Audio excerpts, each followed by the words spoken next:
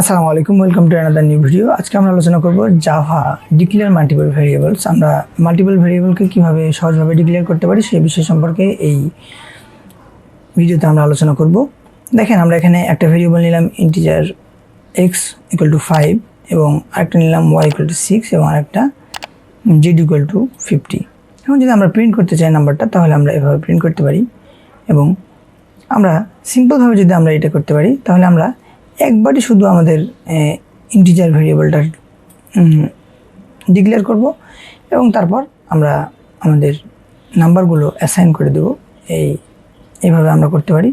এবং আরেকটা ওয়ে আমরা দেখতে পারি, এক্স ওয়াই জেড আমরা আমাদের ভেরিয়েবলগুলোকে নিয়ে নিলাম এবং তারপর X equal to Y equal to Z equal to 50, অর্থাৎ প্রত্যেকটার মানই প্রত্যেকটার ভ্যালুই 50, এটা আমরা এখানে লিখে দিলাম। তারপরে আমরা সেটা প্রিন্ট করে দিলাম। তো এটা আসলে আমরা যে কোনোভাবেই আমরা আমাদের ভেরিয়েবলকে ডিক্লেয়ার করতে পারি সেই বিষয় সম্পর্কে এখানে বলা হয়েছে। আমরা যদি নেক্সটে ক্লিক করি, তাহলে আমরা দেখব জাভা আইডেন্টিফায়ার্স। আইডেন্টিফায়ার আসলে কিছুই না, all Java variables must be identified with unique name. অর্থাৎ জাভা ভেরিয়েবলগুলো অবশ্যই আইডেন্টিফাই করা যেতে হবে একটা ইউনিক নাম দিয়ে। অর্থাৎ প্রত্যেকটা ভেরিয়েবলের নামই আলাদা আলাদা হতে হবে, সেম নাম ভেরিয়েবলের হতে পারবে না কখনোই। তো these unique names are called identifier. এই ইউনিক নেমগুলোকে বলা হয় কি? আইডেন্টিফায়ার্স। তো এভাবে আমরা কীভাবে দেখতে পারি, আমরা যদি একটা ইন্ট এবং ভেরিয়েবলটার নাম যদি আমরা দিই, একটা ভেরিয়েবল নিই এবং ভেরিয়েবলটার নাম যদি আমরা দিই মিনিট পার আওয়ার, এটা হলো গুড। এখানে দেখেন এটা বলেছে এটা এখানে গুড। বাট আমরা যদি এই মিনিটস পার আওয়ারের নাম এম দিই তাহলে চলবে, okay, but not so easy to understand what M actually is.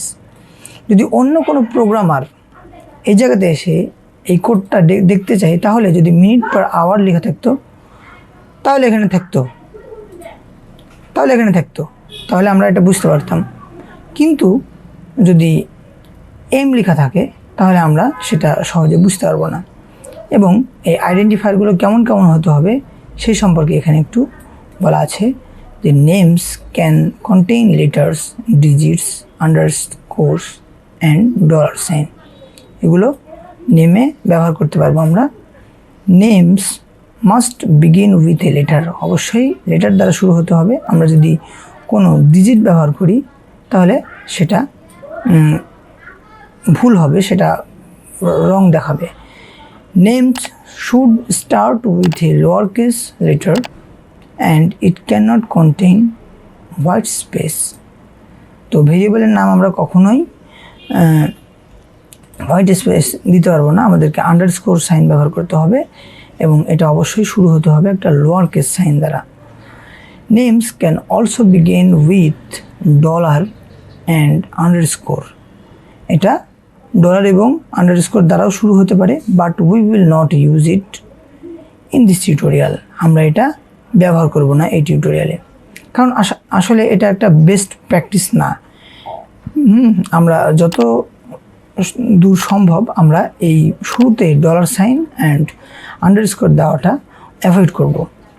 Name R case sensitive, অর্থাৎ মাই ডবল হাতের অক্ষর ভি ভার and my var are different variables, এটা দুটা আলাদা। এবং reserved words like Java keywords such as int or boolean cannot be used as names. অর্থাৎ জাভাতে যেসব কিওয়ার্ড পূর্ব থেকে ব্যবহার করা হয়েছে সেগুলোকে আমরা ভেরিয়েবল হিসেবে ব্যবহার করতে পারবো না। আমরা কয়েকটা জিনিস একটু প্র্যাকটিস করে দেখি যে আসলে কি এখানে বোঝাতে চেয়েছে। আমরা একটা ভেরিয়েবল নিলাম ইন্ট।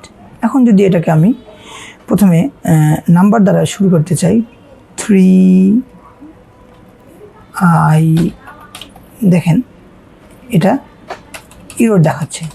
কিন্তু আমি যদি প্রথমে একটা নাম দিয়ে তারপরে যদি 3 ব্যবহার করি তাহলে সেটা কোনো ফ্যাক্ট না, এখানে কোনো ইরর দেখাবে না। দেখেন ইকুয়াল টু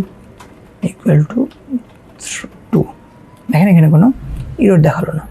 এখন আমি যদি এখানে আন্ডারস্কোর ব্যবহার করি কোনো এরর দেখাচ্ছে না, কারণ এটাও চলবে, এটাও কোনো প্রবলেম নাই, ওকে চলবে। এবং এখানে যদি আমি ডলার সাইন ব্যবহার করি তাহলেও কোনো প্রবলেম নাই। বাট আমাদের এটা ব্যবহার করা উচিত না, কারণ এটা বেস্ট প্র্যাকটিসেস না। কিন্তু আমরা যদি এখানে লিখলাম নেম, এবং আমরা যদি আরেকটা বড় হাতের নেম লিখি, দুটো কিন্তু আলাদা ভেরিয়েবল, ইকুয়াল টু 5। এখন আমরা যদি দুটোই সেম নামের ভেরিয়েবল নিতে চাই, ইন্ট নেম ইকুয়াল টু 4, দেখেন এই নামটা কিন্তু নিবে না, কারণ ইউনিক নাম হতে হবে। নাম কিন্তু অবশ্যই ইউনিক হতে হবে, একই নাম বারবার ব্যবহার করা যাবে না। এখানে আমরা নিতে পারি অন্য একটা নাম, নেমস আমরা ব্যবহার করতে পারি, বা অন্য যে কোনো নাম আমরা ব্যবহার করতে পারি, কিন্তু একই নাম আমরা বারবার ব্যবহার করতে পারবো না। তো আজকে এ পর্যন্তই। পরবর্তী ভিডিও দেখার আগ পর্যন্ত সকলে ভালো থাকবেন, সুস্থ থাকবেন। এবং এই চ্যানেলটাতে যদি আপনারা ভিডিও ভালো লাগে, এই চ্যানেলের ভিডিওগুলো যদি আপনাদের ভালো লাগে, তাহলে আপনারা অবশ্যই লাইক, কমেন্ট অ্যান্ড শেয়ার করবেন। তো পরবর্তী ভিডিও দেখার আগ পর্যন্ত আসসালামু আলাইকুম।